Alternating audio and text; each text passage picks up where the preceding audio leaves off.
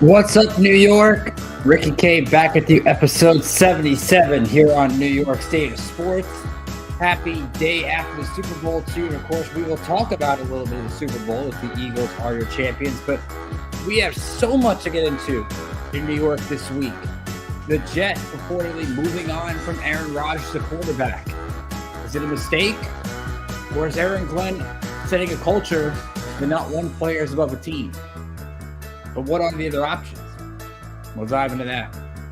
Eli Manning snubbed from the Hall of Fame on the first time on the ballot. Not necessarily something to worry about, but there are other quarterbacks coming on the ballot that might make Eli's wait just a little bit longer. We'll dive into that. The Knicks get embarrassed on Saturday night at home by the Celtics and don't make a move to impact themselves the trade deadline. What is their ceiling? The Rangers have a weird week where they don't get a shot against Pittsburgh in the third. They don't allow a shot against Pittsburgh and still lose in the third period. And then they rally to beat Columbus. As now the NHL heads into the Four Nations break. We'll talk about that. And of course, the Mets re-signed Pete Alonso. The Yankees are in spring training. St. John's had probably its biggest week in over 25 years as they set to be in the top 10 EP poll this afternoon. So much to get into. So much to talk about. And join me over the next hour plus as we talk about it all. We'll be back in just a minute.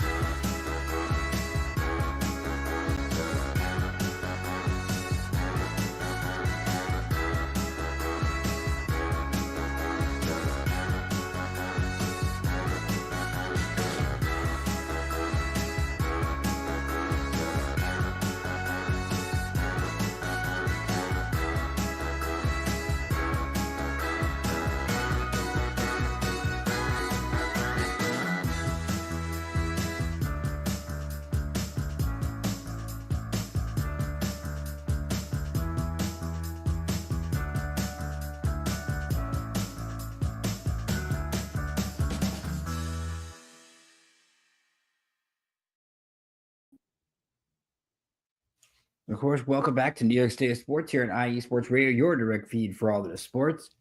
Ricky K back with you here once again as we are excited for episode 77. We are at pitchers and catchers reporting to spring training. So as football season ends, baseball season begins, but with so many good basketball teams, hockey teams, college basketball teams, we are so excited for the next couple of months here on New York State of Sports. It is going to be so much fun. I want to remind you, of course, that you can follow us on X, Instagram, Facebook, TikTok, YouTube at IE Sports Radio. Please like and subscribe to this video. We had an awesome day yesterday with 3 and Out grand finale shows. We took it from 10 a.m. Eastern up until kickoff of the Super Bowl, and then Larry B. and Taryn Rodriguez ending it with an excellent post-game show. It was so much fun. So if you missed any portion of that, I'll be sure to check out our YouTube channel and our Spreaker channel as well. Remind you, of course, all of our shows have pages. You can check out on IESportsRadio.com to learn more about the shows, learn more about the hosts, such as myself. If you missed any portion of this podcast, or you just want to hear me talk about things again, go to Apple Podcasts, Spreaker, Spotify, all those fun things. Be sure to check that out today. You can follow me on X at Rickinator555, or you can follow the show at NY State Sports IE. And I want to hear from you throughout the day. Feel free to comment here on the YouTube channel or on X. I will gladly take the debate because we have so many topics to dive into. It's going to be so much fun. Ralph, of course, who I hosted with yesterday, is back. Thank you, Ralph, from the Injury Report every Friday at 8 p.m. Eastern here on the network. Happy to have you along for the ride today. So we're going to take our first time out. We'll come back and we will talk about the decision by reportedly Jay Glazer reported yesterday, right before the Super Bowl, that the Jets are going to move on from Aaron Rodgers, the quarterback. Is it the right thing? Is it the wrong thing? We'll dive into all that coming up next. And, of course, Eli Manning getting snubbed from the Hall of Fame on the first ballot. You're listening to New York State Sports and IE Sports Radio, your direct feed for all the sports. We'll be right back in a few minutes.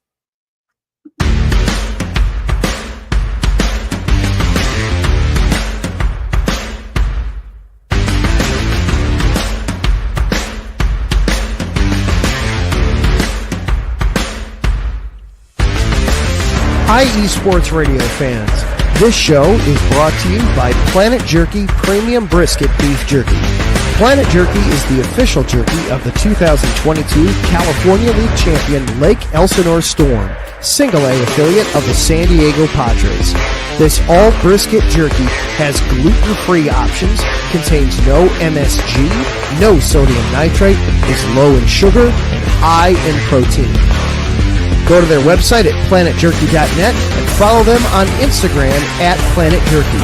Planet Jerky, the jerky that's on a whole other planet.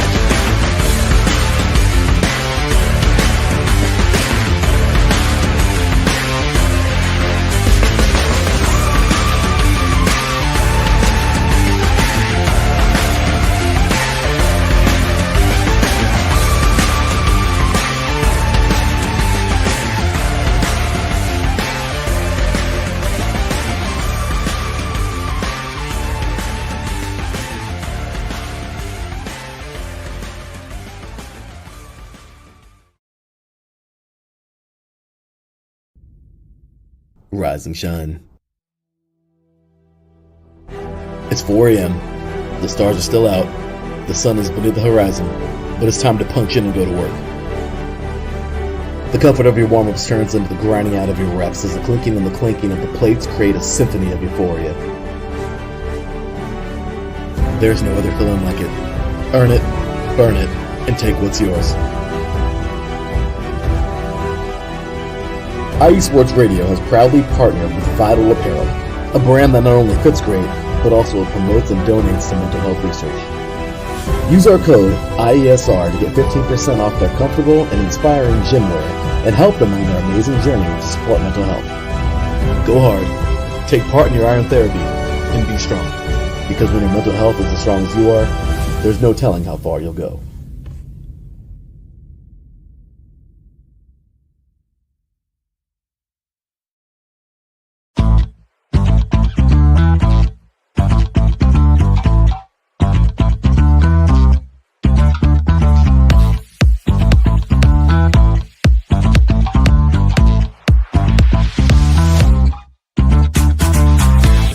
Hey there, IE Sports Radio fans. Be sure to check out our sponsor, Seal the Deal Wax Seals by Cecilia B. You just finished your very own wedding or baby shower invitations and you're looking for that extra special touch? Maybe you just wrote a letter to a relative or a friend and you want to add to their smile when they receive it. Then seal the deal with Cecilia's handmade sealing wax stamps for your invitations, letters, and gifts. You bring the deal, we'll bring the seal. You can find them on Instagram at sealthedeal_wax stamps and on Facebook, Seal the Deal Wax Seals.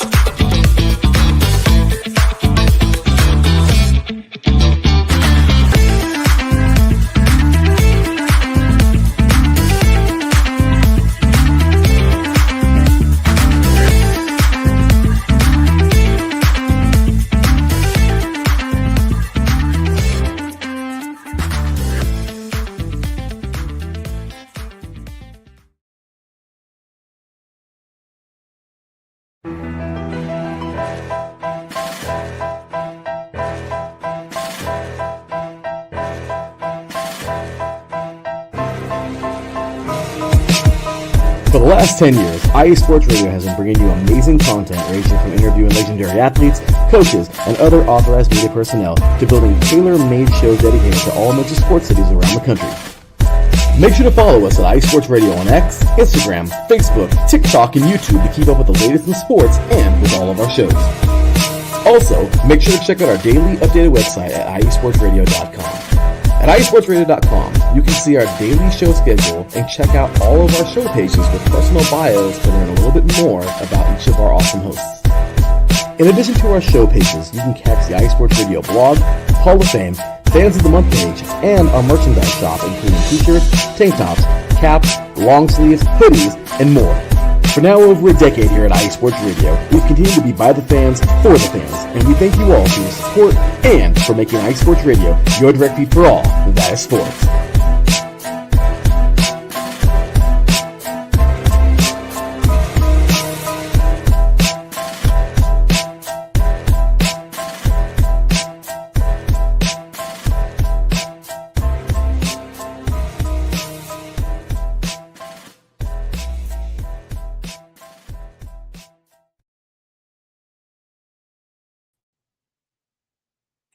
And of course, thank you to our awesome sponsors at Planet Jerky, Vital Apparel, Seal the Deal Wax Seals, and our newest sponsor, Raw Nutrition Supplements. Go to getrawnutrition.com. Use the promo code IESR to get 10% off your purchase. So our awesome sponsors doing some great things. Be sure to check all of those places out today. And we thank them for their support of this fine network. So as we got into before the break, Jake Glazer giving the bombshell yesterday before the Super Bowl, which you rarely see news kind of like this, but that is the case. That is reported that the Jets are going to part ways with Aaron Rodgers, that they have met with Aaron Rodgers and have told him that he is not in their future plans going forward. And is it a surprise? Not necessarily. I mean, the Jets at the same time could have $49 million in dead cap that they're now going to, if they designated Rodgers the June 1st cut, which is going to sting regardless. It doesn't matter when you make that cap move. And I know teams are good at kind of navigating through the cap. And then you also have to consider when you lose Aaron Rodgers, you're probably going to lose Devontae Adams too, who also has a mega cap hit. So I think the Jets realize that if they're losing one, they're going to lose the other. So what does this move necessarily mean from a Jets perspective? Well, for the one big takeaway from this for me is that Aaron Glenn is setting his culture immediately. The one thing you look at Joe Douglas and Robert Saleh when they brought in Aaron Rodgers, it was come save this franchise. You can be the one guy that saves this franchise. And in turn, they let Aaron Rodgers have some sort of say in what football moves get made, whether it was Allen Lazard, Randall Cobb, trying to bring anybody that was familiar with Aaron Rodgers into the building. And in football, it's very tough to have a player necessarily have complete control of a situation that's not really set for being one or two pieces away. People will make the argument that Tom Brady did that with Tampa Bay. Well, the Bucs had a ready-made defense, and the only people really Brady brought in was his buddy Antonio Brown, Gronk, and Leonard Fournette. Those three big Tampa moves that Brady, essentially from Jason Light, wanted to make.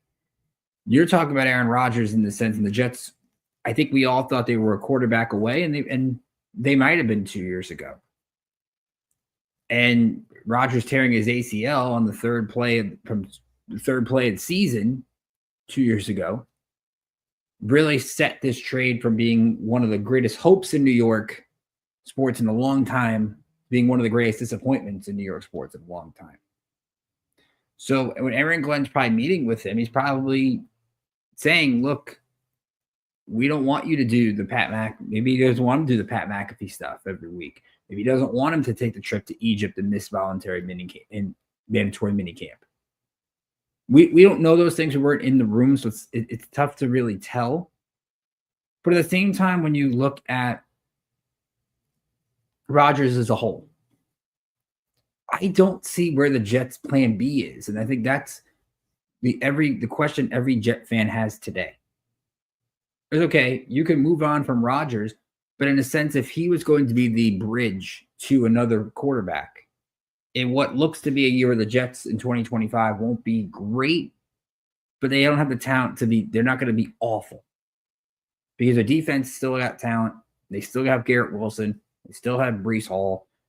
There's still good pieces in place. I mean, this team somehow won 7 games 2 years ago with Zach Wilson at quarterback. So with the right player at the signal caller, they still could have a bright future. Nobody's saying that. But you look at the options the Jets have, and you can't tell me Aaron Rodgers isn't the best option when you look at Sam Darnold, bringing him back, which I think would be a mistake. When you look at Justin Fields, Russell Wilson, Kirk Cousins. Like, okay, and you're picking 7th in the draft. You're not picking top 5 or top 3 to where you're guaranteed Shedeur Sanders or Cam Ward. You're not. And you could try to sell me on Jalen Milroe, Jackson Dart, Quinn Ewers, and maybe in day 2. But are they going to be ready to be your franchise quarterback, or are you going to draft them and use Tyrod Taylor to start? We've seen how that works in the AFC East with the Bills. So I'm not sure really what Aaron Glenn's and Darren Muji's game plan is. I do appreciate one thing in this move, and it's the fact that the Jets made this move right away. Now they'll probably have you would think a formal announcement coming soon on this move, which is out of respect to Rodgers. But you have a situation in which they were precise and said, you know what, we're making this move now. Because we got the combine in a couple weeks, we got free agency in a month. We need to make sure that we're set and starting to formulate that plan if we haven't formulated that plan already. And the reason I thought Aaron Rodgers might have had some success if he came back was look at the end of last year, the end of this past year, I should say. Aaron Rodgers was starting to look close to his old self again. He's never going to be his old self. He's never going to be the guy that won MVPs with the Packers again. But he started to find a rhythm, and the Jets never had a consistent run game to kind of help Aaron Rodgers in his 40s, which I think was ultimately supposed to be the plan. You were supposed to have a 1-2 with Breece Hall and Braylon Allen and expect that to work. And I've seen a lot of mock drafts suggest maybe Ashton Jeanty and putting him as a 1-2 with Breece Hall and how that could potentially work. I could definitely see that. So I don't think he was the problem toward the end. Remember, the Jets had we've had Jake Asman on the show. We've talked to a lot of people, Danielle McCartan a couple weeks ago. Remember, the Jets had leads in those games the defense blew. So Rodgers wasn't necessarily the reason why they were losing games. But the question is going to be, what's the plan B? And right now, there's only one guy that I'm like, okay, I can sign up for. And that one guy is Justin Fields. The reason it's Justin Fields is because of familiarity. Now, where's the familiarity coming from? The familiarity to me is going to be with Garrett Wilson from Ohio State. By getting rid of Rodgers and getting rid of Adams, you now basically put yourself in a position where you can extend, if both move on, that Garrett Wilson's your guy long term. To me, that would be the solution into figuring out, okay, how do you go about switching things up for Aaron Rodgers and moving the right direction. The Fields never really got that chance with the Steelers, but Russell Wilson and Arthur Smith had these disagreements. So I don't know whether Pittsburgh's going to keep Wilson or keep Fields. If they choose to keep Fields, and this is a moot point, I'm not necessarily sure if I would bring in Russell Wilson to the Jets. He can show some good things. We've seen the deep ball, which they didn't use a lot of at the end of last year. I'm sure Ralph can attest to that. I think Russell would be an interesting fit in New York. Remember, the Giants looked at him last year. That could be an option. But that's what we're looking towards if you're the Jets, because free agency is probably their best bet because they're not in a position to pick the quarterback or to find that franchise quarterback now. In a weak quarterback class, is that. It's probably the wrong year for the Jets to be where they're at. But at least they made a decision. They decided it looks like they're going to move on. It closes a chapter on what should have been a hopeful chapter, should have been playoff berths in New York, and really got the atmosphere back. And it just never got there. It just never got there to the point where they became a laughing stock with all the stuff with Woody Johnson. Maybe this is a Woody Johnson decision. We don't know. I'm sure a lot of that will come out over the next couple of days, and we'll ultimately see what decision, whose decision ultimately was. But if it is Aaron Glenn's, then I give him credit for right out of the gate saying, you know what, this is what we're going to set. And Rich Cimini brought up a good point in an article that he had today. Aaron Glenn has seen this as a player. You have to go back to he brought up 1998 when the Jets released Neil O'Donnell and brought in Vinny Testaverde. Vinny Testaverde then gets the Jets to the AFC Championship in that same year. Now, are they going to find a guy like Vinny Testaverde on the free agent market? Probably not. Testaverde was 35 at the time. I mean, I was like 5 or 6 when Testaverde was quarterback, but I mean, Aaron Glenn has seen these kind of moves in action. Remember, he's been around Bill Parcells. He's been around Bill Belichick. He's been around some of these big top head coaches. He's seen what culture can do. And the reason you bring him in, as we talked about over the last couple of weeks, is he is a culture guy. He's going to come in and set the tone from day one, and I think he's already done that. Whether the move works or not, I think you have to respect that Aaron Glenn is out there trying to set the tone for his football team. Now the Giants. And the Giants, like you said, made the decision. Well, they didn't make a decision, but the Hall of Fame made a decision this week. Only 4 people got in the Hall of Fame.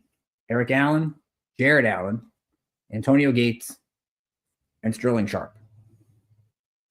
2 tight ends, which is kind of a surprise. I know Sharp had a great short career at the Packers. Gates, everybody remembers with Phillip Rivers. It's no shock. I think Eric Allen, very good time with the Eagles over his career. And Jared Allen, of course, everyone remembers his top edge pass rusher. I don't think anybody's surprised that Eli Manning got left out on the first ballot.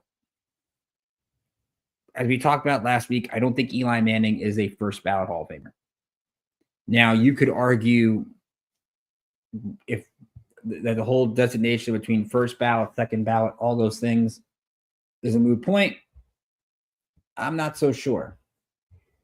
Because I think being a first ballot Hall of Famer does mean something. You talk about it with baseball.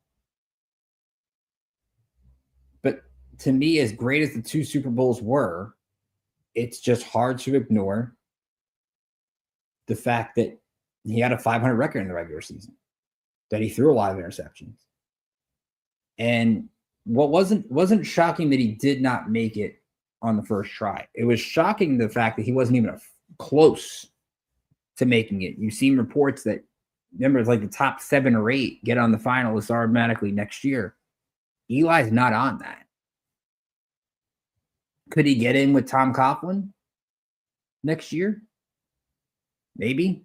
I think that might be poetic that both would go in together, but we haven't really seen a lot of top head coaches make it. The NFL Hall of Fame is a very selective, very nitpicky process. It's a little bit different from baseball where you can vote up to 10 guys. In football, the max you can take is 5 from the modern era. So there's a lot of finalists that don't get in. Like I look at Torrey Holt.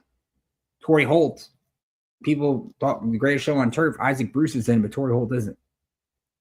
Look at the Colts, Reggie Wayne. Marvin Harrison's in the Hall of Fame, Reggie Wayne isn't. And you have all these great Hall of Famer receivers eventually coming down the path. Larry Fitzgerald next year is probably going to get on the first ballot.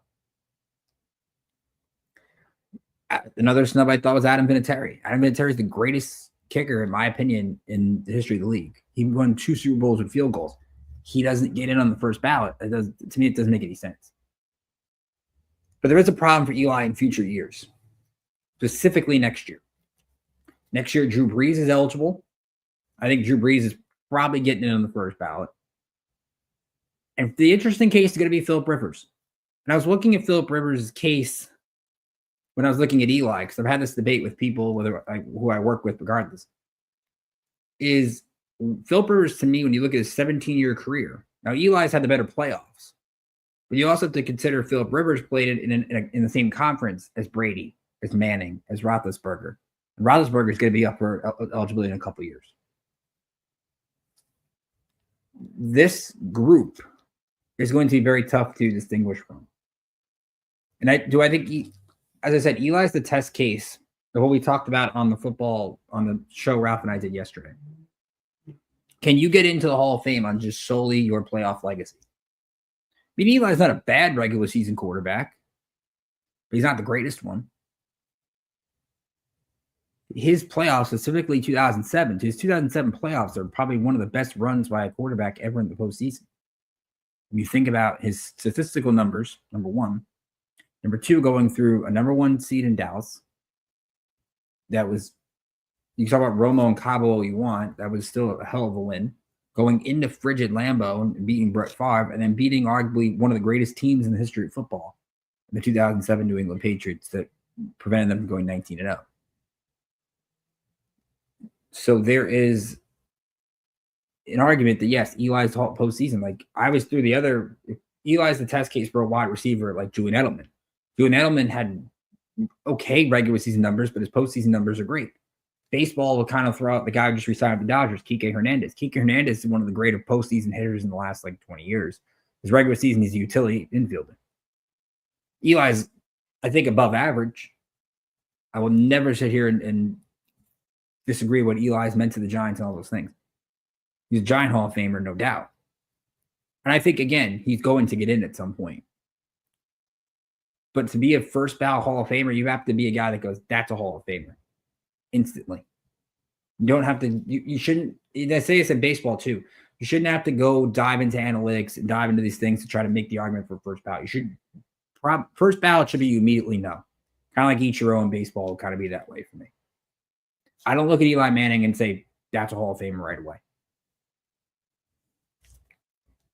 And you could disagree with me on that. Feel free to comment on the here on YouTube if you disagree. I just don't see it. Do I think he got snubbed? Yes. I'm shocked he wasn't closer than he was. Because you have to get, I think it's like 80% of the vote to get in, which is very tough. But we'll see. It's going to, again, I think the eligibility of other quarterbacks is going to be tough. Remember, you have ownerships like someone like Robert Kraft is in the Hall of Fame, which I think still is weird to me considering what he's done for the league. It's kind of weird. And I try to break it down, but it's a little bit tricky. And Giant fans saw the end of what was arguably their worst year in franchise history yesterday with Saquon Barkley getting his Super Bowl title, getting what he went to Philadelphia to get, and also getting paid in the process. Look, we talked about Saquon all year. The Giants were never going to pay him. I'm sure it had to sting Giant fans yesterday to watch the Eagles win the Super Bowl, watch Jalen Hurts have a really strong game, and watch this Eagles defense. This Eagles defense had a special performance yesterday. In fact, they didn't have to blitz Patrick Mahomes, and they got home repeatedly. Jalen Carter, Williams did a hell of a job. Cooper DeJean gets the pick six that I think in essence sealed the game at that point. The Chiefs look shell-shocked. They look stunned. You had Kelsey talking with Mahomes. You had the offensive linemen trying to motivate each other. They, from all the reports, and you would hear like Aaron Andrews and Tom Rinaldi talking about it on the sideline, you gave no inclination the Chiefs felt they were in that game. They only ran the ball 7 times on designated run plays. That doesn't get it done. And I think that's what you learn. You need a balanced attack to win a Super Bowl. And you can't rely on solely a running back or solely a quarterback. You saw the Jets kind of get away from the running game. You've seen the Giants, I think, when Saquon was here. You need a passing game to make Saquon effective as he is. Saquon, the Chiefs went in, stopped him. Jalen Hurts used the deep ball, used A.J. Brown, used Devontae Smith, used Dallas Goedert, used even the great plays he made to Jahan Dotson early in the game. Use those other guys to kind of be the X factors in this game. And it's a heck of a run for Nick Sirianni, who gets a Super Bowl in his second one. And to give Jalen Hurts a lot of credit before we take a break, you don't see a lot of quarterbacks or a lot of players lose their first Super Bowl, get back there and win and have as good a performance as he did yesterday. I don't think Jalen Hurts should have been the MVP yesterday. I think it should have been DeJean or somebody on that defense. But for Hurts to get back there, Jalen Hurts is a winner. And I think that shows for the Giants and Jets too. Like if you feel a guy is winning traits,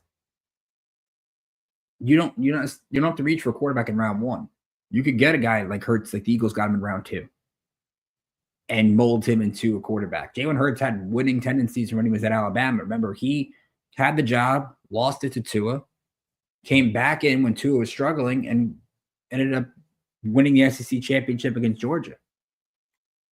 So Hurts knows that feeling, knows how to kind of handle adversity, knows how to – he's just a winner. He may not be the most talented quarterback, but he knows how to win. Like, do you believe that's the case with a Milroe or Dart or Ewers? That's up to the teams. Intangibles is a really tough thing to quantify. Jalen Hurts has the intangibles. It's clear. So we'll take our first break. We'll take another timeout. We'll come back. We'll talk Knicks and the really disappointing performance they had against the Boston Celtics. The lack of moves they made at the trade deadline. The Nets don't even make a lot of moves at the trade deadline, which is also surprising. And we'll get into the NHL with the Rangers, Islanders, and Devils now on the Four Nations break. And some interesting things on all those 3 NHL teams. You're listening to New York State Sports and IE Sports Radio, your direct feed for all of the sports. We'll be right back after this.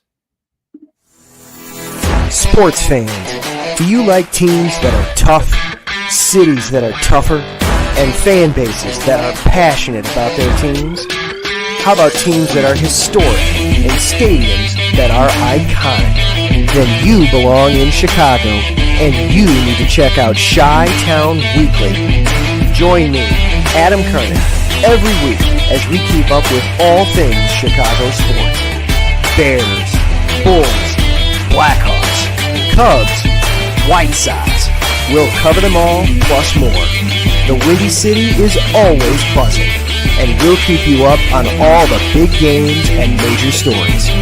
So tune in to Chi-Town Weekly every week right here on IE Sports Radio, your direct feed for all that is sports.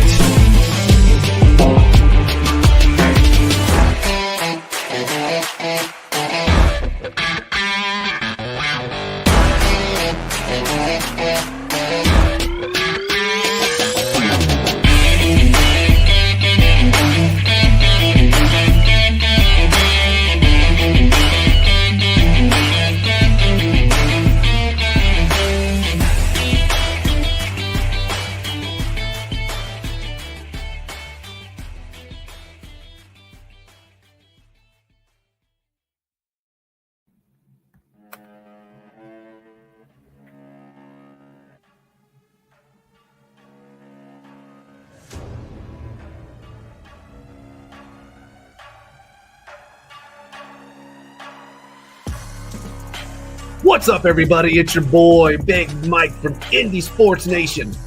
Come hang out with me each and every Friday, 5 p.m. to 6 p.m. Eastern Time, where we talk things Indiana sports. We talk Colts, Pacers, Fever, Indy Ignite, and we dive into the college scene as well. Boilermakers, Hoosiers, Irish, Bulldogs, and every school in between. But we don't stop there. We'll sprinkle in some NHRA and cover the IndyCar Series. From the turf, to the hardwood, to the track. We got you covered.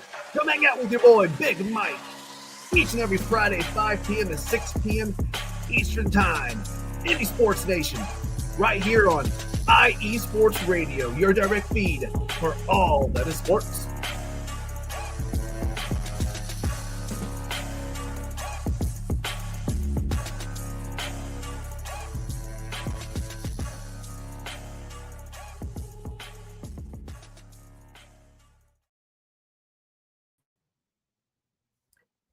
Welcome back here to New York State Sports and IE Sports Radio, your direct feed for all of the sports. Ricky K in the house with you. We just got done talking some NFL, so let's get to the NBA. And of course, as Big Mike, the Knicks do play the Pacers this week, so it's 2 more games until the All-Star break in the NBA. And it was an exciting night for the Knicks Saturday against the Boston Celtics. The Knicks hadn't played the Celtics since opening night when Boston absolutely embarrassed them with the 3-point shots they were hitting.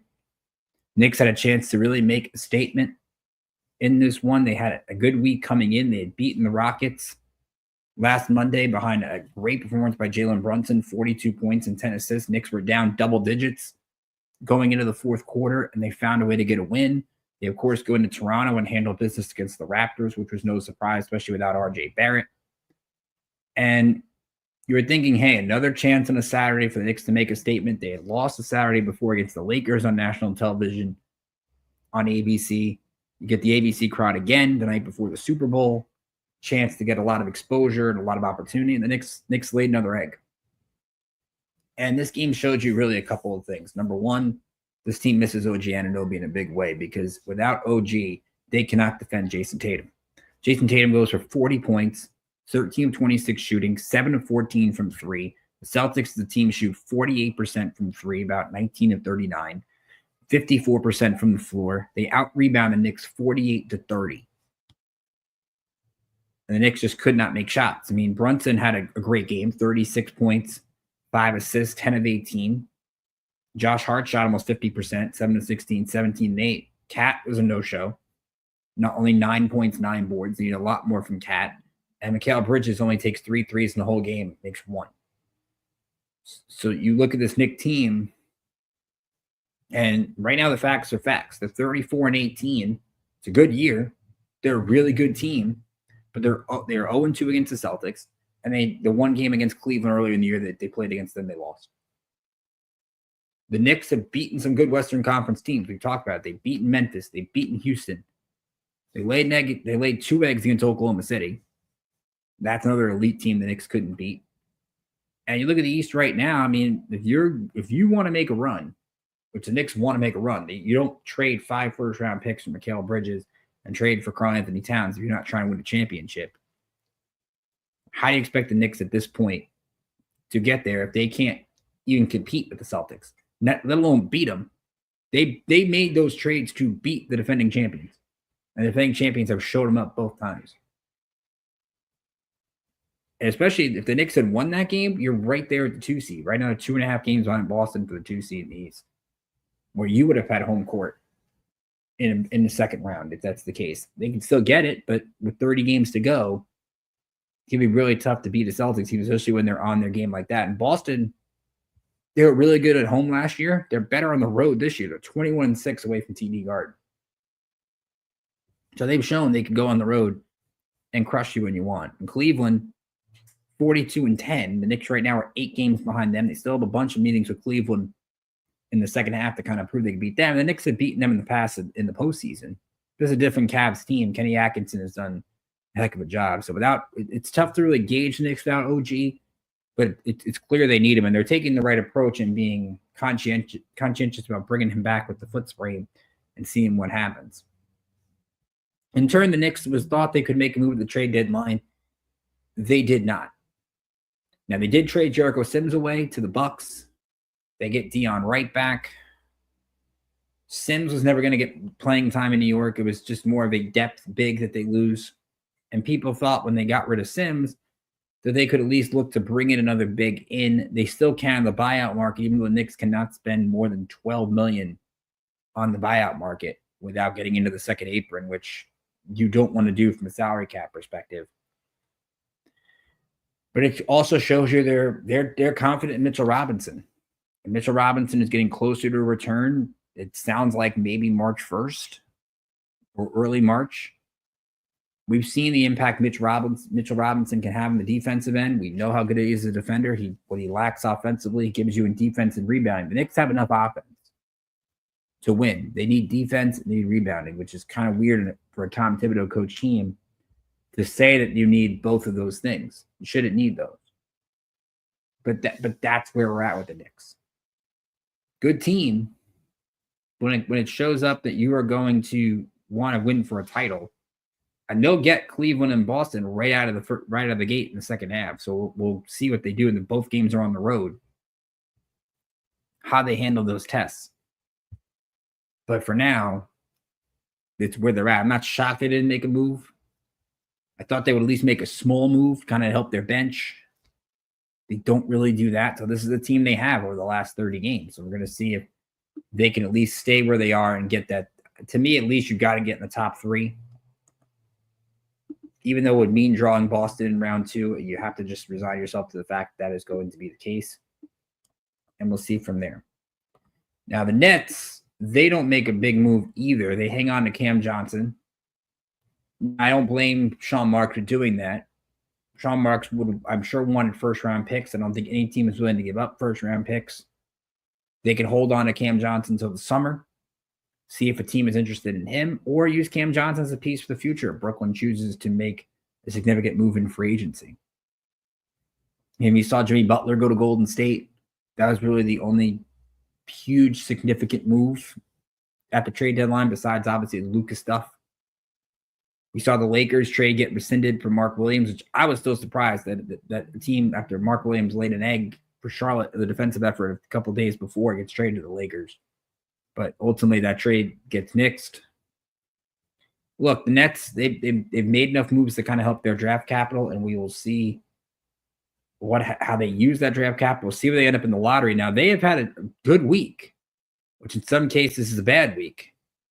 They're only 3.5 games out of a playoff spot. And the question, I think, is you obviously want to complete the tank job, but they beat the Rockets again last week in a crazy finish. They were down 4 with seconds to go, and D'Angelo Russell to 3 to win. Then they lose to the Wizards the next night in a back-to-back. Then they beat the Heat by 16 points last Friday.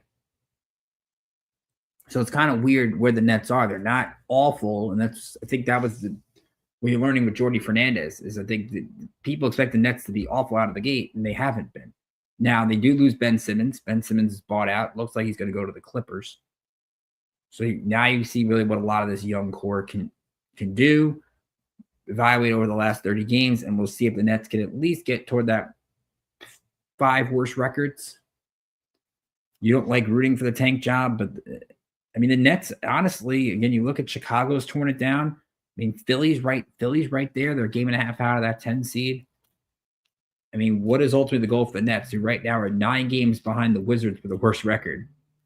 They have one of those games they can catch up in terms of worst records when they host Charlotte tonight. They're favored by 4.5 at Barclays at the 7:30 tip. They're home to Philly on Wednesday. So they have 2 teams that they're kind of at the bottom with before the break when they play Cleveland at home next Thursday. So we'll see ultimately what happens with the Nets. But I'm not shocked they don't make the Cam Johnson move. To me, it's just more about hanging on and seeing what you can do for him in the summer. Knicks have 2 games this week. They are at Indiana on Tuesday. That's a TNT tip-off at 7:30. Of course, that's going to be an emotional game in Indiana based off the series last year. And then Trae Young and the Hawks. Trae Young just got named to the All-Star team today in place of Giannis. It'll be the Hawks and the Knicks at the Garden on Wednesday. Last game before the break. Knicks will host the Bulls. They'll have 3 games in 4 days coming out of the All-Star break. And, of course, Jalen Brunson and Karl-Anthony Towns, All-Star game starters, which is fantastic. So we'll get a chance to see them. We'll get a chance to see Jalen Brunson in the 3-point contest, which will be a lot of fun. I think Cam Johnson is also in the 3-point contest. So a couple of New York players will be trying to win that prestigious event, which to me is better than the actual dunk contest. And honestly, to me, better than the All-Star game. I'm really down on the NBA All-Star game for what it's worth. Going over to the NHL, and it's been a really weird week in the NHL. Of course, now they have their All-Star break. It is the 4 Nations tournament this week. Canada, U.S., Sweden, and Finland. So the rest of some of the NHL stars will be in that. So you'll see some Devils and Rangers and Islanders, but most of the players will be on their break. And it was a really weird week for the Rangers because it's very topsy-turvy on what they can be. And it kind of just speaks to what they are as a team and why they're not exactly a lovable group. Started off Wednesday. Rangers came out against Boston after they got embarrassed by the Bruins in the first matchup. Chris Kreider gets a shorthanded goal in the 3rd period. Rangers rally from being a goal down after 2, and they get a huge win against Boston. So then they play the Penguins. Penguins don't have Sidney Crosby. It's the inferior Pittsburgh team. And the Rangers get a goal early from Trocheck. Then Pittsburgh ties it. Adam Fox gets a goal about a minute after. They're up 2-1. They allow 2 more goals in the second period to Pittsburgh, including a Tomasino power play. They get up 3-2. The Penguins do not have a single shot in the 3rd period. Not one shot. And the Rangers can't get a goal and they lose. To the point where Peter Laviolette really questioned this team's effort. I'm glad he did. That's an embarrassing game that cannot happen if you want to be a playoff team and you want to beat Pittsburgh. And they've beaten Pittsburgh 10-2 in the 2 previous meetings this year. And to lose that game at home after what happened against the Boston Bruins, if you want to be a playoff team, you cannot lose that game. Period. And it speaks really when the second you start to like this Ranger team is the second they start playing with a lackadaisical effort. Very disappointing. Now, the next night, they take on Columbus. Game they absolutely have to have. Columbus gets up 3-2 going to the 3rd. And you really start to think what could happen if the Rangers lose this one, especially against the team they're chasing in points. But Vakanainen gets the goal 2 minutes in the 3rd to tie it. Will Coley with 1:30 left in regulation gets the win. His 14th of the year. 4-3 your final. And that was a big one for the Rangers. They don't have Igor Shesterkin now, who's out for the next week or 2. Again, with the 4 Nations tournament, it's not the end of the world. I think Igor should be back relatively soon. So if anything, it just gives him that break off. But the Rangers are still right there. You look at the wild card standings, and they are just 3 points behind the Red Wings for the last playoff spot. 4 points behind Ottawa. And they have a game in hand against Ottawa, meaning that if Ottawa's played 56 games, Rangers have played 55. They're 2 points behind the Bruins, and Rangers have played 2 fewer games than Boston. So they should be able to at least pass the Bruins. And it's really shocking when you look at the East going into this break. The fact that you have teams like Ottawa that are right there for playoff spot, and Columbus, and teams like the Bruins and Rangers that would miss the playoffs if the season ended today. But that's where we're at. So very disappointing to see what the Rangers have done. They'll have a chance to rebound, and we'll look ahead to that next week when we look at kind of a first half recap and all those things with these teams, because we won't have games to break down from the 3 locals this week. Islanders, they take a little bit of a hit. Matthew Barzal is out for an extended period of time due to injury. The Islanders have dealt with a bunch of injuries this year, but they have fought tough. Now, they got the big win against Vegas, 2-1 last week. Brock Nelson, a goal in the third period with halfway through. Sorokin has been fantastic, 33 saves. I mean, he has been one of the better goaltenders in the NHL over the last month and a half, which is why the Islanders have been in the mix. But then they play a couple of really good Western Conference teams. Now, they lose 4-3 to Winnipeg. Jets have been arguably one of the better teams in the league. 2 goals from Gabriel Velarde. Jets at the time had won 8 in a row, so that was really a hot team the Islanders went against, and they got off to a good start with 2 goals in the first period, but they were really unable to sustain it. And then they go to Minnesota on Saturday, and the Wild end up outscoring the Islanders 5-0 over the final 27 minutes of the game. New York led 3-1. They were right there, which was not enough in the end to get the victory. So Islanders end up going 1-2 on that stretch. Sorokin gave up 5 goals in that one. Just not a great game from him. But you look where the Islanders are going into the break, and we said the Rangers are 3 points back. The Islanders are 4 points back. Can they hang around long enough until they get Barzal back? And what do they see between now and the trade deadline in early March that makes you think that this Lou Lamoriello will try to invest in this group, or does he try to trade off pieces in this group? And we've seen Chris Drury, he's already admitted, look, we're buying because the JT Miller trade would just they're not selling. What they end up doing, we'll see. And then finally, the Devils, they get a couple of big wins that they needed this week just to get the right frame of mind. Of course, they're without Markstrom right now until the Four Nations is over. And they end up getting a shootout win over the Penguins, 3-2 last Tuesday. Timo Meier got the goal in the shootout. Jack Hughes with 2 goals in that one to get the victory. Then they play the Golden Knights. Vegas ends up actually beating one of these 3 local teams, a 3-1 win for Vegas. Only a goal for New Jersey coming on the power play goal by Palat. And then big one before the break against Montreal. They get a 4-0 win. Luke Hughes and Jack Hughes each score. 34 saves from Jake Allen, who had one of his better games of the year. So the Devils get the win there. Now, where they stand in the Eastern Conference, they right now would be 3rd in the Metro. Just 2 points, though, behind Carolina for the 2 seed. Capitals have separated themselves. I think Washington's going to win the Metro. The chase is on to see if Ovechkin can break Gretzky's record this year. He's going to wait till early next year to do it. But the Devils are also only actually, they're 8 points really ahead of Columbus in terms of the next Metro team. 6 points ahead of Ottawa, but Ottawa and Detroit are wild cards in different conferences. So it gets kind of tricky there. So the Devils will have a separation on the rest of the Metro teams. In terms of Columbus getting ahead of them, it's essentially a 4-game lead for New Jersey.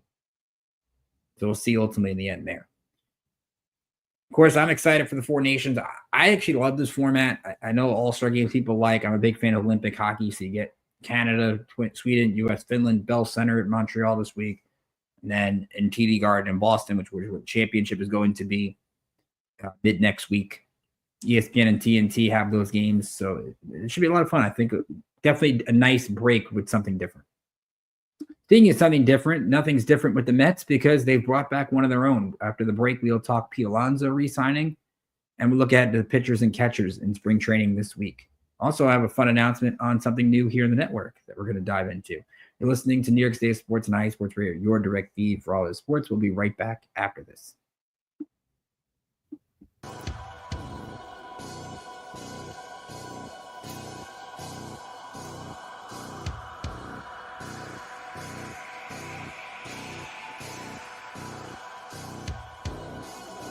Are you a fan of Minnesota sports? Do you love the Vikings and hate the Packers? Are you a fan of the Timberwolves, Twins, Wild, Lynx, St. Paul Saints? Here on the Bold North Breakdown, we'll talk about all of those professional teams as well as all the college teams in the area. That's your basketball teams, football, hockey, volleyball, men's and women's sports alike. We talk about them all. Here on the Bold North Breakdown. Join me, your host, Glenn Ritter, every Thursday night at 7 p.m. Central to discuss all that is happening in the Minnesota sports scene here on IE Sports Radio, your direct feed for all that is sports.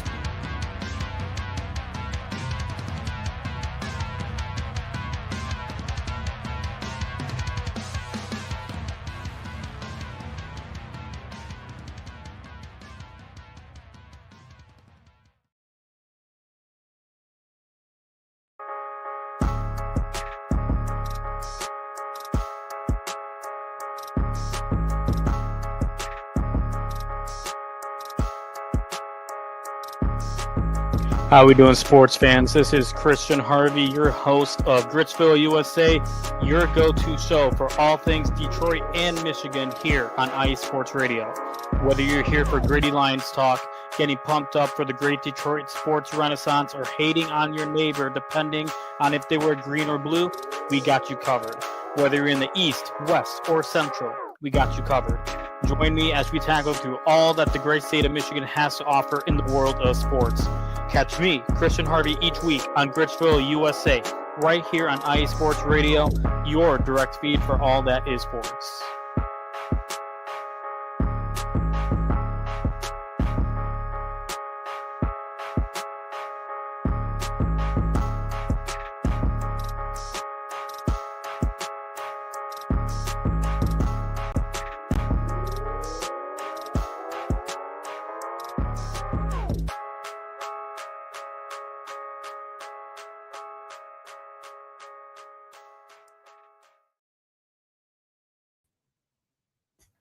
Moving over to baseball here on New York State Sports and IE Sports Radio, your direct feed for all that is sports. And of course, the long spring training saga is over. Well, off-season winter saga is over. The Mets bring back Pete Alonso. It is a 2-year deal, $30 million this year with a player option for $24 million next year. You get the $10 million signing bonus. Of course, Pete met with Steve Cohen in Tampa last week. And through all the tough negotiations, Steve Cohen saying it was one of the toughest negotiations he's had to deal with. Scott Boras being involved. Do I think Pete Alonso won? No.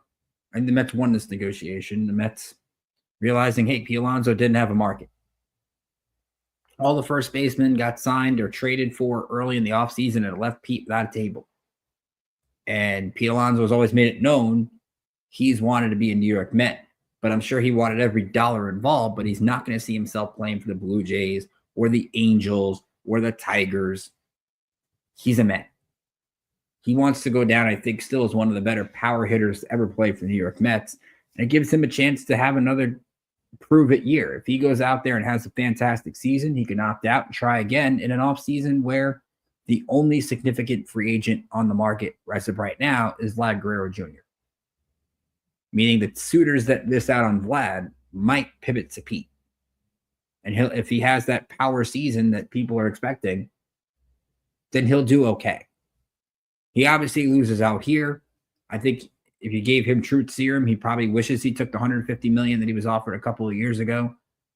But as we've talked about through this entire process, the GM and the president that was dealing with this negotiation was not the one that offered that deal. This David Stearns is a hardball business kind of guy. He has no emotional attachment to this. And Steve Cohen is a businessman. He's a Met fan, but he's a businessman. He's not going to spend the Mets. Look, the Mets have almost a $350 million payroll, but they left money aside in case Pete Alonso wanted to come back. That's why they didn't go out there and really splurge outside of Soto. They couldn't. They made the moves with AJ Minter and Ryan Stanek to really help this bullpen, which I think has been a big factor. They didn't really go out there and necessarily splurge the way that you would think they would have did with Pete. And now it really locks the Mets in a couple of things. You have Pete at first base. You would probably see him DH. Maybe they try to get Vientos some more first base reps just in case that happens next year. It's possible. But you look at now the log jam of people they have in the infield, whether it's Jeff McNeil, Luis Angel Acuna, Ronnie Mauricio, Brett Beatty. A lot of guys going to be left out of chair. And the Mets make a move with one of those guys in a trade this spring to free up a spot, to get maybe some pieces back. we'll see. I mean, there's obviously the chance that maybe they try to deal Starling Marte's contract to save some money. Marte's the name that's been rumored out there, and maybe the Mets look to maybe put one of the, like, Acuña's play the outfield in the minors. We've seen McNeil play the minors, play outfield before. I mean, Mauricio, I think, has got the potential to be the third baseman in the future, but he's, of course, coming off the ACL injury last year. So that's going to be really something to watch as we get into spring training, is how the Mets divvy up those reps. And we'll talk about spring more next week. We'll do our spring training storylines.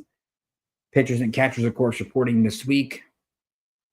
So you have to report by tomorrow. First workout is Wednesday. Of course, we start to get games in about a week. Next Friday, I think, is going to be the first games. Of course, we'll have regular season games in March when the Cubs and Dodgers play in Japan. So we're right there. The second the Super Bowl ends, pitchers and catchers are here. And we've got two really good baseball teams in New York. I was looking at FanDuel today at over-unders for wins. The Mets are at 92.5, and the Yankees are at 93.5. So both these teams have a chance to be really good this year. Both have had good off seasons. I think both still have holes to fix on this roster. You're not going to be able to fix all those holes overnight for either side. And I think for the Mets, they would love to have another starter. Maybe they get in the Nick Pivetta market, if that's a possibility. We'll see. Of course, we talk about that infield logjam. I think that improving that bullpen is a big thing for them. Yankees, they did bring back Tim Hill on a 1-year, $2.85 million deal. They do get that lefty in the bullpen, which was big for them. And to bring back Hill as a plus. They did, after the show last week, agree to a minor league deal with Carlos Carrasco, former Met. Carrasco is good depth to have, I think, at AAA in case the Yankees need a spot start here or there. We'll see. What the big thing this week was what happened with Brian Cashman and Gleyber Torres. So Brian Cashman goes on Yankees Hot Stove with Bob Lorenz and Michael Kay and talks about, essentially, I'm paraphrasing, that Gleyber Torres refused to play third base last year at the trade deadline. And Gleyber kind of tweeted back and said, kind of turn the page. Look, it's not news that we didn't already know. But the reality is Gleyber Torres, I think, hurt his market as a free agent by not agreeing to play third base. Because if he had experience playing third and second, you could get a lot more money as a utility player. The fact that now he only gets a 1-year deal with the Tigers hurts him. Now, I don't think it's good for either side to kind of keep going back on this. We talked about the time that Gleyber was kind of not looking out for the team when the team asked him, hey, can you play third base? And he says no. So Jazz had to learn to play third base, and Jazz had to learn an uncomfortable position, and Jazz did pretty good at it. But ultimately, the Yankees got Jazz Chisholm at the deadline last year to play second base. That's what they're going to do. The question's going to be, what do they do at third base? I just can't see this team going into spring training, or not. They are going to do is go into spring training, but going into opening day with either DJ LeMahieu or Oswaldo Cabrera or Oswald Peraza playing third base. They're going to go out there and make a move. Now, do I think it's Nolan Arenado? I don't think so. The name Arenado keeps getting floated out there. I just don't think they're going to go down that unless they can get salary relief back, unless St. Louis all of a sudden decides they want Marcus Stroman. It's been known for the last couple weeks the Yankees are trying to clear some space and seeing if a team will take Stroman. But the problem was with Jack Flaherty still out there, but now he's off the market. He's back with the Tigers with Pivetta out there. There's still so many free agent starting pitchers that it's very tough to make this kind of a deal. Can they make it? Maybe Stroman has a good spring and somebody sees that and says they want to take him on, or maybe Stroman has a good spring and people in the Yankees say, hey, we'll keep him for depth purposes, even though that they don't want to risk paying that option next year. So there's something brewing with the Yankees. I don't know what it is. I don't think it's a major move. I just think that they're going to go out there and they're going to get a third baseman that at least is better than what LeMahieu and Cabrera are. Cabrera, I want to keep for his versatility and being able to play around the diamond. I don't want him locked into a position. LeMahieu is the trickier one because it's going to be interesting. Can DJ LeMahieu get through spring healthy to actually give something to this team this year? LeMahieu right now is kind of like where we saw Stanton before last year. Kind of just anything that was a bonus you would get. Now Stanton's become more of a reliability guy in terms of you kind of know what to expect. So we don't know what's going on. Again, I think the Yankees have one more move. I think the Mets might even have one more move. Is it a big move? Probably not, but we'll dive into that. But we've got, as we hit the top of the hour, we're going to have a cool news show on IE Sports Radio, which is going to be so much fun. So you get to see more of me on the network. We're going to have it's going to be called the Bullpen Bulletin. It's our baseball show. Myself, Alden from we have Mike Pat from Let's Whine About DMV Sports. So he's a really good job doing the DC stuff on our network. And also, we are going to have, you hear him sometimes on the network too, and it's great. It's going to be, and I'm going to dive into that in a second. Try to pull something up here. So Alden from the AZ Sports Zone. So we're going to have 3 people hosting the baseball show. And again, that'll debut next Tuesday, 9 p.m. Eastern here on IE Sports Radio on the YouTube page.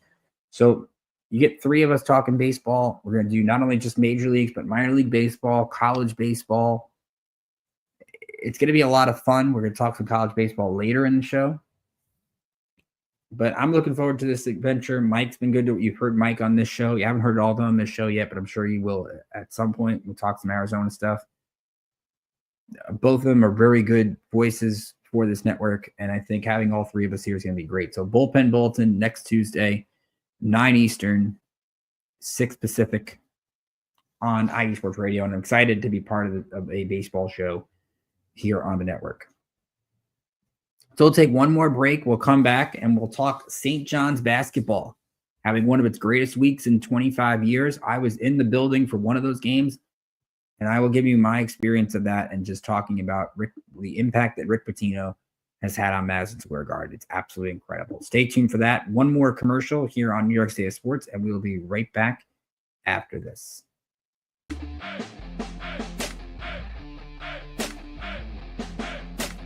What the fever on the head?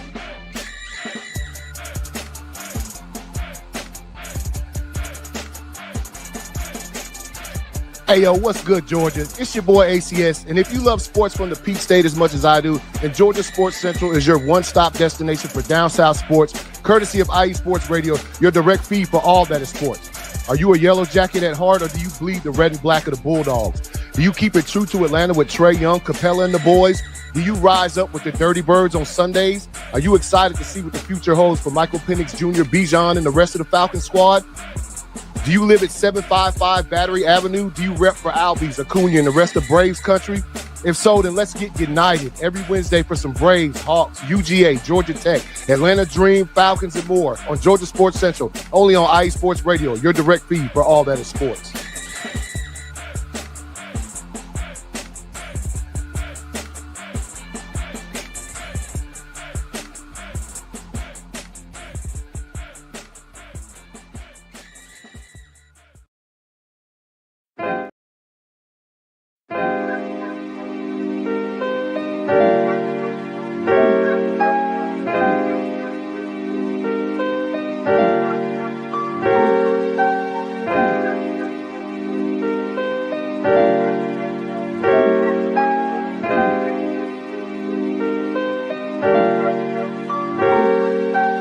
Hello, ladies and gentlemen. My name is Davidson.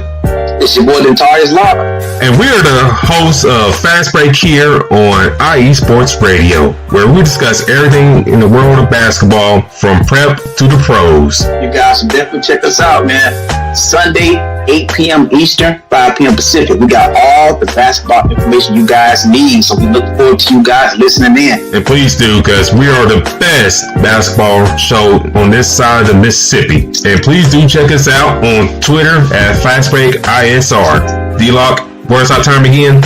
8 p.m. Eastern, 5 p.m. Pacific. That gives you guys plenty of time on a Sunday. Tune in.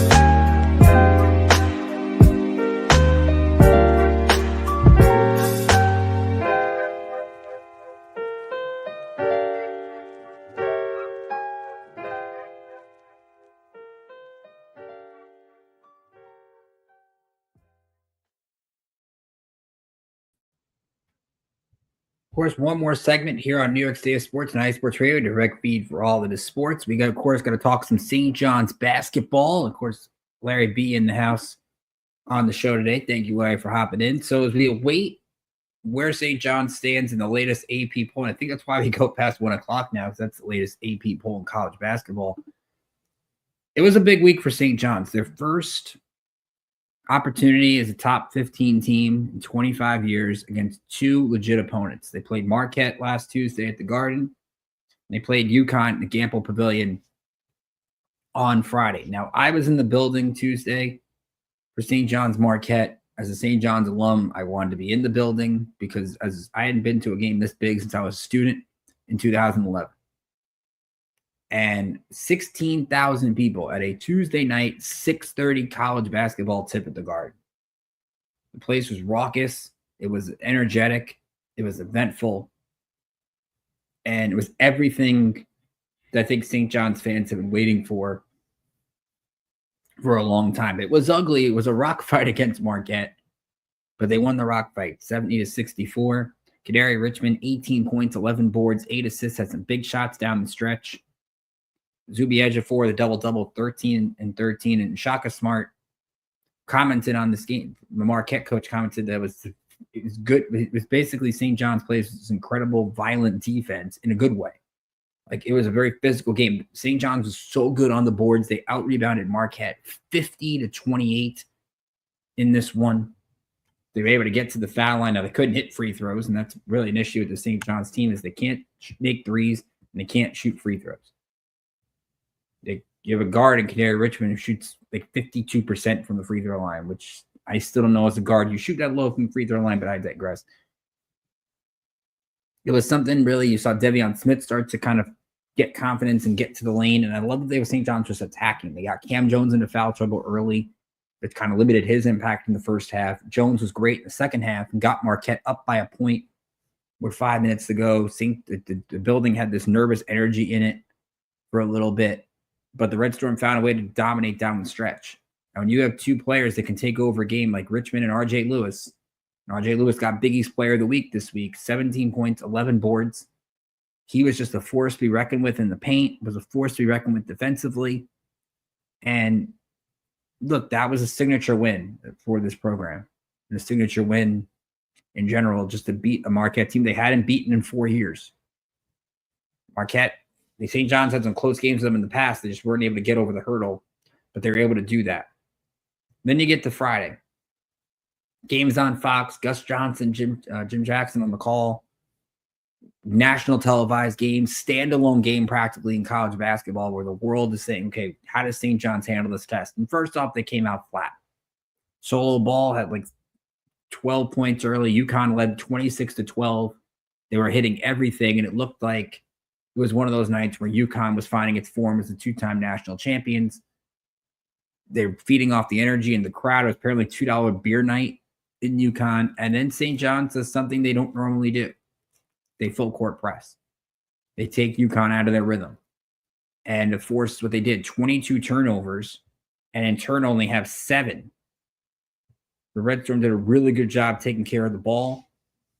They did a good job of kind of piecing a comeback together. When you consider when you're down 14 and you don't make threes, it is very difficult to come back in college basketball. Well, St. John's proved you can. And it really started with RJ Lewis. It was 10 for 21. He made 21 points despite not making a three-pointer. And they were able to hang around with Kadari Richmond doing nothing in the first half. They turned a 14-point deficit into a 2-point lead. You don't see that very often. On a night where UConn got Liam McNeely back, one of the better freshmen in the country, he had 18 points and I think it was 11 rebounds.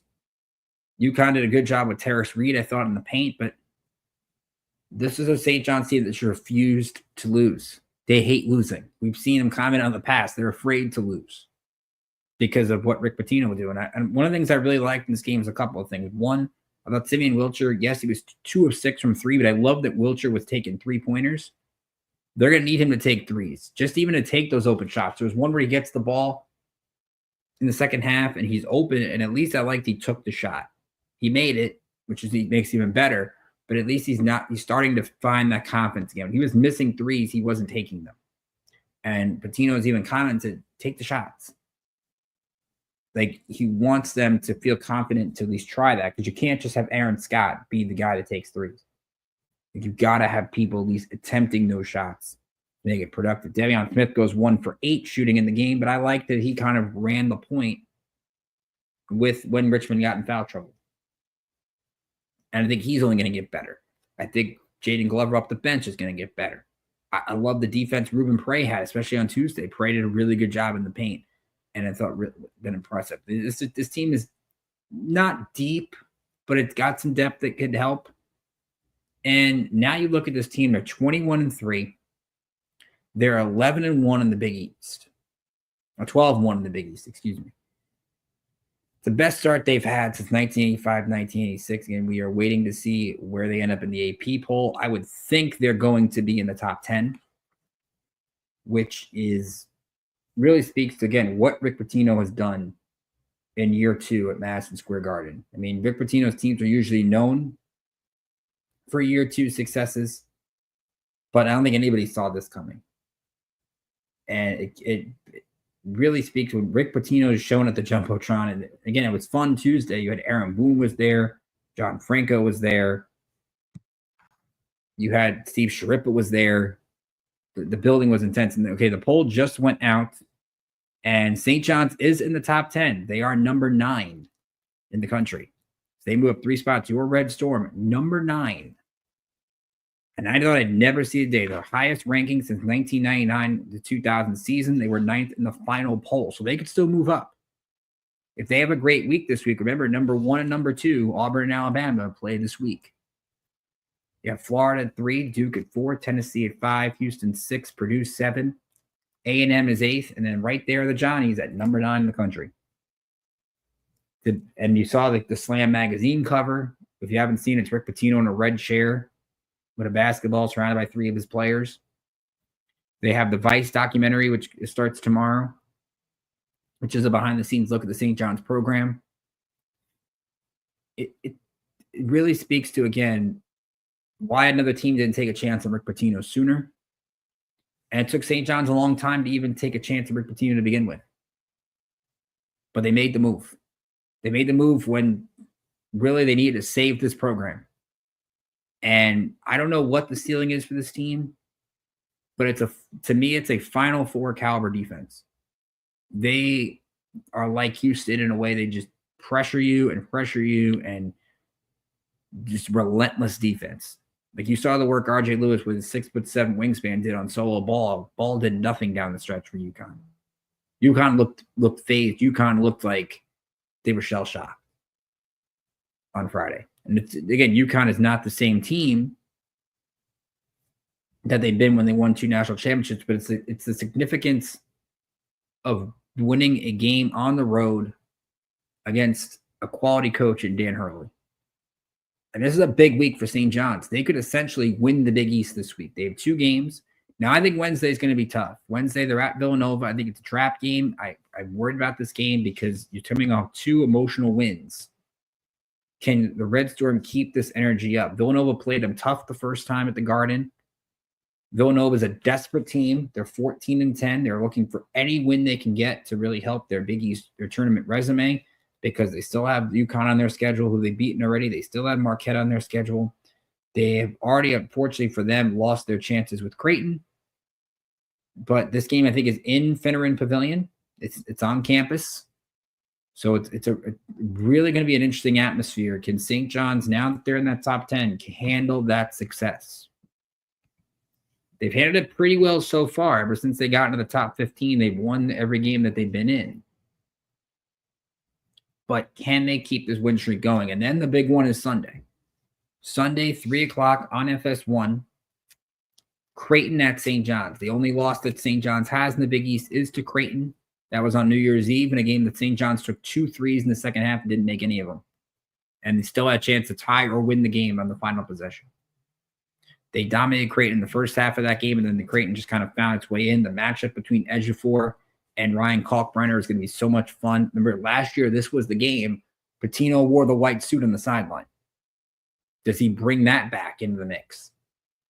We're going to find out. But if St. John's wins this game and has a win over all three teams in the Big East, they would essentially then have a 2-game lead on Creighton with 5 to go. They get UConn at home. Seton Hall, which that game just got moved to the Garden, which Seton Hall, not very good. We'll dive into that later.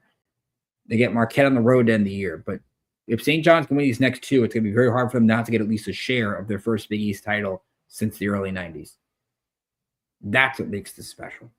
What also helps their resume for the NCAA tournament, John Rothstein reported this morning. Remember last year we had the controversy of the net and that their wins at the Big East tournament would not count as neutral wins, would only count as home wins. Now, Rothstein has reported that those are going to count as neutral wins. Why does that help? Right now, St. John's, who look at brackets, is a 4 or 5 seed in the NCAA tournament. If they can get a top 4 seed, if they can get in the East region as a top 4 seed, their first round games and maybe their second round game would be in Providence. If they were to get past the first week, the regional in the East is the Prudential Center. And if St. John's is playing in the Prudential Center in the Sweet 16, that place is going to explode with St. John's fans. It is going to feel like Red Storm home games. And imagine if it's 1 versus 4 and it's St. John's versus Duke and Cooper Flag. Oh, the ticket would be the hardest to get in the sport. But that's the potential this team has. It has 3-4 seed potential. And that's when you can start envisioning, hey, with the right matchup, they could go deep into March. Beginning of the year, it was, can Rick Pitino get a win in the NCAA tournament? Now it's, can this team get to a Final Four? People thought they would be back soon. Rick Pitino said 2 years ago at his press conference, it's not if, but when. I don't think people thought this soon. And it's scary for the rest of the sport. And it's great for the sport in general. It's great for the Big East. It's great for college basketball to have Rick Pitino and St. John's. There's now people probably, I was listening to Ion College Basketball, Gary Parrish and Matt Norlander, and they're talking about now the Super Bowl's over and people are going to take their first look at college basketball in a month till the bracket. And you're seeing St. John's with a number 9 next to it. And people are going to wonder, how the heck did that happen? I'm still not sure how it happened, but it speaks to the toughness Rick Pitino and St. John's have. As for the rest of the local slate, Seton Hall now 1-12 in the Big East. They lost to Butler by 30 at home last Wednesday and then lost to Georgetown by 14. They are home to UConn on Saturday. That's a 2:30 tip on Fox. Rutgers had an interesting week on their schedule. Now, they picked up, I think, a good win along the way. They had a 1-1 week. They took on Illinois last Wednesday. They got a win 82-73. Dylan Harper came back at 28 points. Ace Bailey a double-double to beat a ranked Illini team.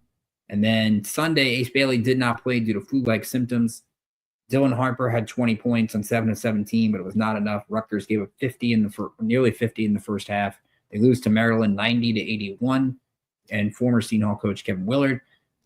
Maryland freshman Derek Queen was fantastic. 29 points, 15 rebounds. Terps have been pretty good in the Big Ten this year. Rutgers has 2 games this week. They are home to Iowa Wednesday at 6:30 on Big Ten Network.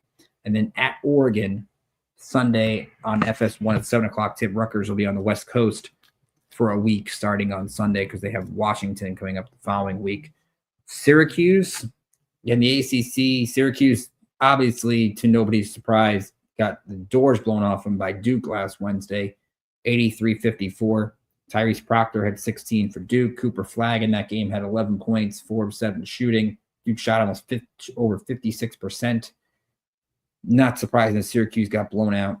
They did, though, come back to win a really epic game against Boston College, 95-86 in triple overtime.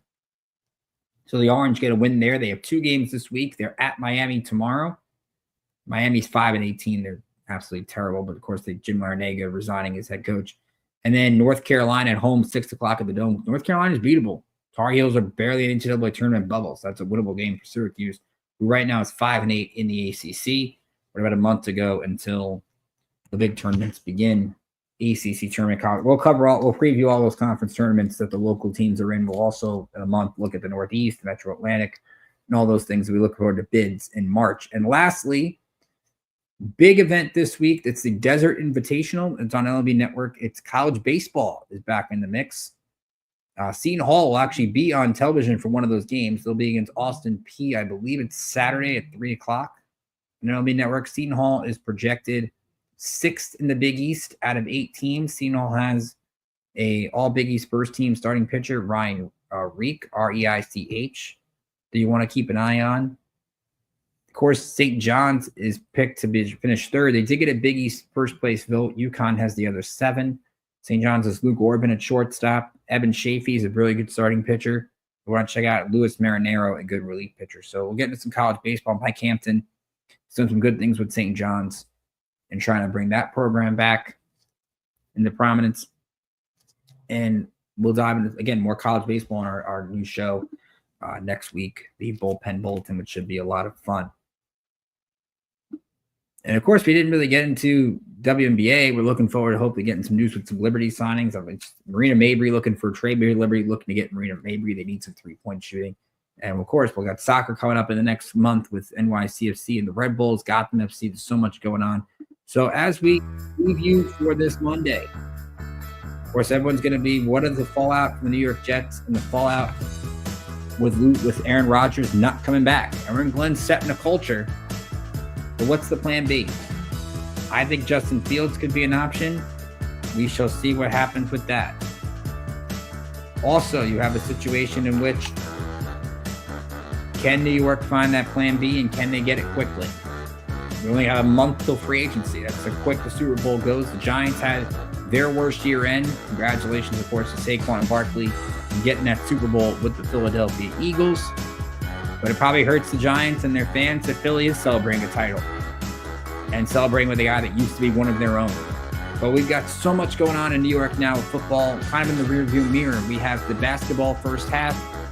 NHL's that first unofficial first half is over. As the Rangers and Islanders try to chase down a playoff spot, the Devils are in a playoff spot. So we'll have so much fun with the NHL over the next few months. So much fun with the NBA and the Knicks over the next 2 months. Pitchers and catchers are at spring training in Florida. So we'll have spring training to look forward to next week. We'll look ahead to spring training and what to look for. It's a little different than what to look for in the regular season. We'll do that toward the end of March. But it's glad to have baseball back and the weather starts to get warmer because we had some nasty weather here in the Northeast this week. And of course, St. John's basketball, number 9 in the AP poll. 2 big games this week. Villanova on Wednesday, Creighton on Sunday. The Rick Pitino's got the national media talking about St. John's. And when that's happening, that means something special at the Mecca in the world's most famous arena at Madison Square Garden. Got a great lineup for you coming up today on the network. This is KC, Carolina Sports Update, Set Point, Chi-Town Weekly. So much going on a Monday here on IE Sports Radio as we get your week started. So from all of us here at the network, for Larry B, I'm Ricky K, saying have a great rest of your week. I'll see you back here next week here on New York State of Sports.